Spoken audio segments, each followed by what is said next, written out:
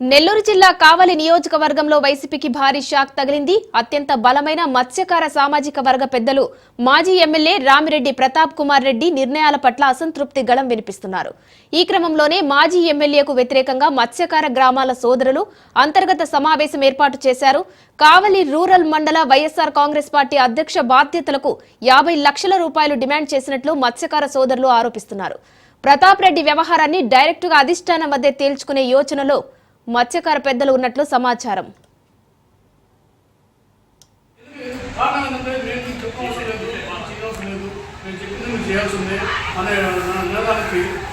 జరుగుతుంది.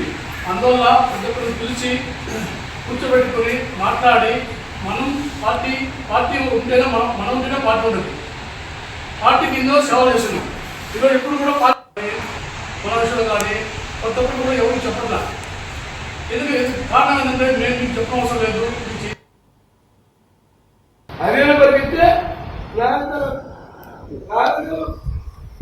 నేను ఎమ్మెల్యే కదా, ఒక ఫోన్ చేస్తే పర్వాలా ఎవరో మాట్లాడా రాజ్యంలో మాట్లాడే ఎవడు మాట మొత్తం రావుల డబ్బులు ఈ డబ్బులు మొత్తం ఎవరైనా ప్రసాదంతా పెట్టుకున్నాం. మళ్ళీ క్లియర్ ఆయన ఇచ్చినోడు సిగ్గు శరమటబడి మాజీ అన్నట్టయితే వాడు రాంబాబుకి బామ్మని మొన్న అదే పెంచులు వాడికి ఇచ్చినంత పోగంత నడిపిందంతా వాడి రాంబాబు 3 కోట్లు అమ్ముడైపోయాడు. వాళ్ళ అమ్మని అమ్మేశాడు.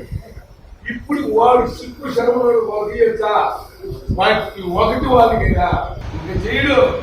రేపు మన ముందు సిగ్గుపట్లాగా ఇది ఏదో ముందే చేసుకుని ముందు అయిపోవడం